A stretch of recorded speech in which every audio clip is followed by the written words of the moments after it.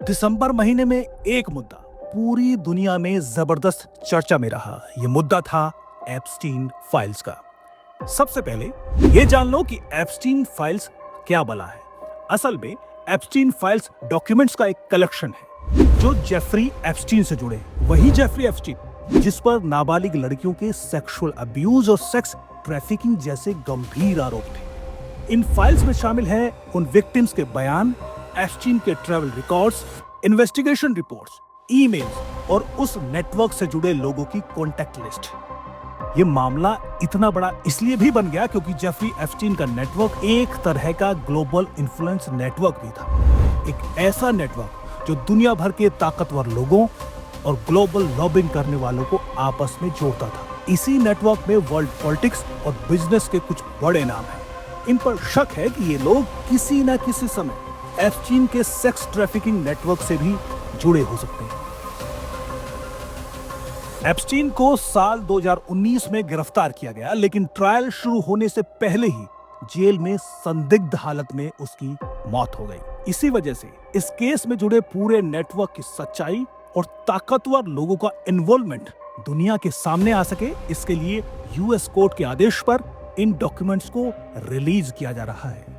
19 दिसंबर 2025 को जब यूएस सरकार ये फाइल्स रिलीज करने वाली थी तो यूएस मीडिया में दावा किया गया कि अब यूएस यूरोप के कुछ बड़े-बड़े नाम एक्सपोज होने वाले हैं। Prince Andrew and the former president Bill Clinton have been named. More are expected to come out. Bharat में भी बड़े-बड़े पत्रकार, अपोजिशन लीडर्स और सोशल मीडिया वॉरियर्स क्लेम करने लगे कि एप्स्टीन फाइल्स में पीएम मोदी और सेंट्रल मिनिस्टर हरदीप सिंह पुरी का नाम शामिल है।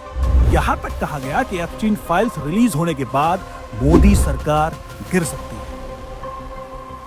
सुब्रमण्यम स्वामी ने भी इसको लेकर एक ट्वीट किया जिसमें उन्होंने इशारा किया कि रिलीज के बाद भारत पर बड़े असर हो सकते हैं। वो पोस्ट जमकर वायरल हुआ और उसी पोस्ट के रेफरेंस से और पोस्ट किए जाने लगे। आखिरकार 19 दिसंबर को ये फाइल्स रिलीज हुई। Epstein files have just been released. मगर ये क्या, खुदा पहाड़ और निकला कुछ भी नहीं। इन हजारों डॉक्यूमेंट्स में किसी भी ऑफेंस या आरोप या ऑब्जेक्शनेबल रेफरेंस में पीएम मोदी का नाम कहीं नहीं था, ना ही सेंट्रल मिनिस्टर हरदीप सिंह पुरी का। जिन पत्रकारों और नेताओं ने रिलीज से पहले वर्डिक्ट सुना दिया था, उनकी टाइमलाइन पर भी कुछ नहीं था। मीडिया, सोशल मीडिया, हर जगह सिर्फ सन्नाटा। कुछ लोग ग्रोक, जेमिनी, चैट जीपीटी से भी पूछने लगे कि एप्स्टीन फाइल्स में पीएम मोदी और हरदीप सिंह पुरी का नाम कहाँ है। सब जगह से एक ही जवाब है, एप्स्टीन फाइल्स में पीएम मोदी या हरदीप पुरी से जुड़ा कोई आरोप नहीं है, कोई एक्सपोज नहीं है, कोई ऑब्जेक्शनेबल रेफरेंस नहीं है। ये सब आरोप अफवाह पर आधारित थे। सुब्रमण्यम स्वामी का भी वो ट्वीट डिलीट हो चुका था जिसमें बड़े खुलासे का दावा किया गया था। एप्स्टीन फाइल्स रिलीज के बाद भारत से मुद्दा ऐसे गायब हुआ जैसे गधे के सिर से सींग।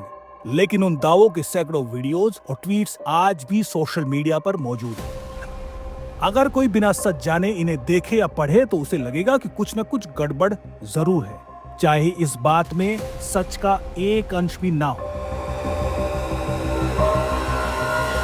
लेकिन आप इसे समझिए, ये कोई गलती नहीं है, ये एक पुराना पैटर्न है। आधा अधूरा सच और उस पर भारी शोर, चाहे राफेल हो या पेगासस, तरीका हमेशा सेम रहता है। इसीलिए अगली बार सोशल मीडिया पर कोई कहानी सुनकर तुरंत वर्डिक्ट मत दीजिए।